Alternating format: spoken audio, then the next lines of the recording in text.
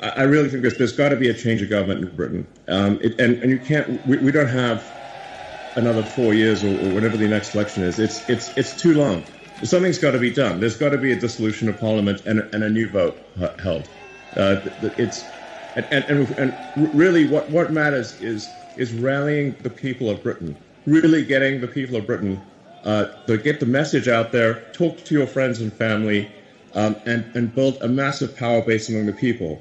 And like I said, you really got to appeal to the sort of average, just the normal people that just want to go about their business.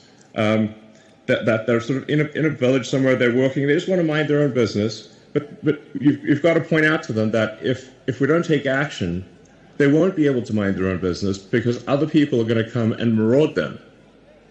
There's genuine risk of rape and murder, and the destruction of the country, and dissolution of the entire way of life. And so, yes, in the normal course of business, if you weren't under a massive attack, then people should go about their business and just live their lives. But unfortunately, if the fight comes to you, you don't have a choice. You have to fight. So you have to rally all of the people of Britain to fight for the future. Let me ask and the people if this of Britain, doesn't happen, there won't be a future. Are you ready to fight for your future, Britain? Fight for your future. Do it. Go. Will we be gagged any longer, Britain? Go. But you know what I mean, Tommy. You know what I mean. I mean, I talk to my friends in Britain, and they're like, yes, they live in a village here or there, or a town or city here or there, and they're like, well, it doesn't seem like it's really that much of a problem. I'm like, well, if you want to know what's going to happen to your town or village, just visit London, and you'll see that it's filled with crime. It often doesn't feel like Britain at all, and it's only a matter of time before that is what happens to your town or village. It starts in London, but it will spread to every town and village in the country, and no one will have any peace. We're running out of time, people. We're running out of time. Elon, you built rockets, you built cars, you built satellites, you built AI. Things most of us couldn't dream of. It's fair to say you're a visionary. When you look at leaders in Europe and the UK today, do you think they share the same talent for future vision, or do you feel like they'll be left behind and out of touch? Well, I think we've got to have a freer country, a freer. Europe in general has to be freer. It's stifled by bureaucracy. I think it's good that Britain left the EU because there's just too much bureaucracy in the EU. But frankly, instead of really going down a path of personal freedom and deregulation and getting rid of these stifling regulations, unfortunately, the British government has pretty much stayed on par with the EU. If not in some ways made the stifling regulation worse. If you have excess government regulation and oppression, you stifle the freedom of people to try new and great ideas.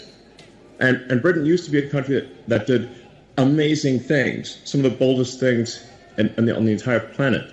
And that is possible in the future. But it can't be done if you've got this massive oppressive bureaucracy and a government that doesn't care about its people. And that has to change. There has to be profound change. And there's not much time left.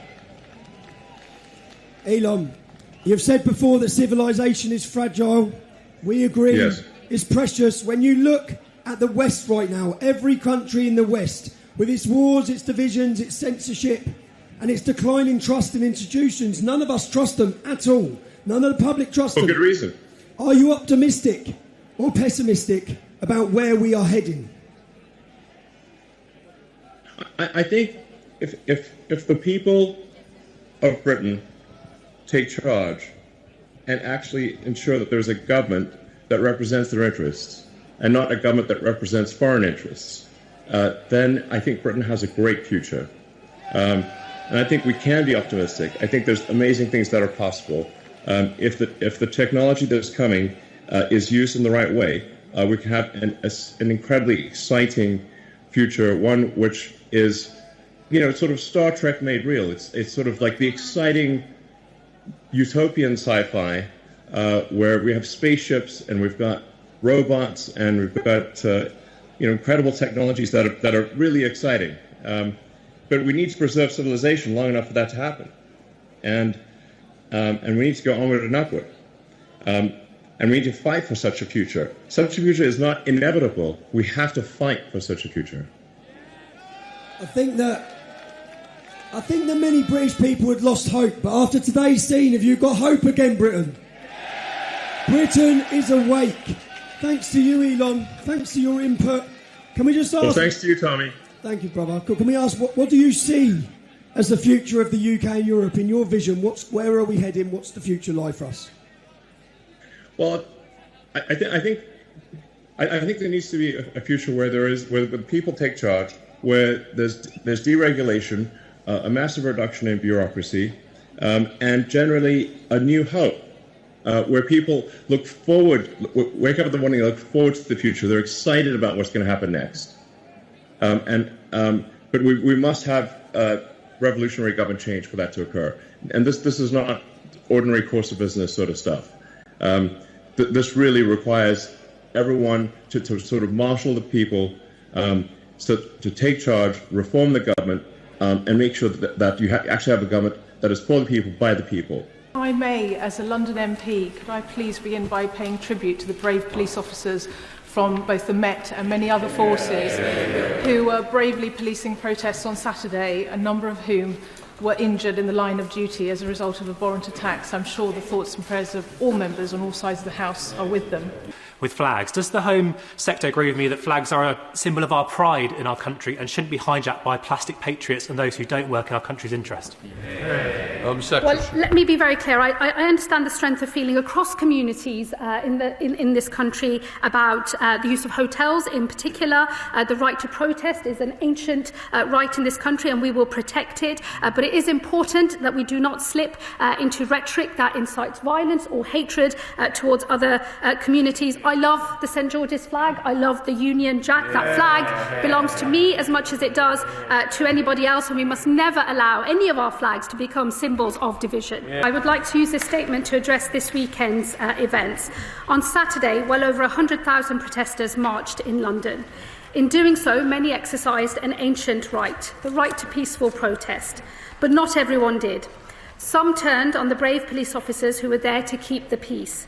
26 officers were injured and 24 protesters were arrested. Those violent thugs will face the full force of the law. But those who turn to violence on Saturday do not represent who this country really is. When a foreign billionaire calls on our citizens to fight against our ancient democracy, I know this is met by the vast majority with a shake of the head. And that's because we are, in truth, a tolerant country. And yes, we are a diverse one too. You can be English with roots here that stretch back 1,000 years, but you can also be English and look like me. The St George's Cross and the Union Jack belong to us all. They are symbols of unity, a kingdom united, and they must never be used to divide us. Given the seriousness of a high-profile figure apparently urging attacks on our democracy, could the Home Secretary set out what assessment the Home Office has made of these statements and what steps are being taken across government to respond to them and to protect our democracy? Well, I say to the Honourable Lady, there is both a legal question here and a political question. On the legal question, in any case, whether the one she raises or another, it is always for the police and the Crown Prosecution Service to make decisions independently as to whether the law has been broken and charges should be brought. You would never expect a minister to comment. It would be improper to do so. But on the political question, let me say this. The words that were used at the weekend are abhorrent, and I know that the vast majority of people in this country will feel the same way, whether you're a hostile state or a hostile foreign billionaire. No one gets to mess with British democracy.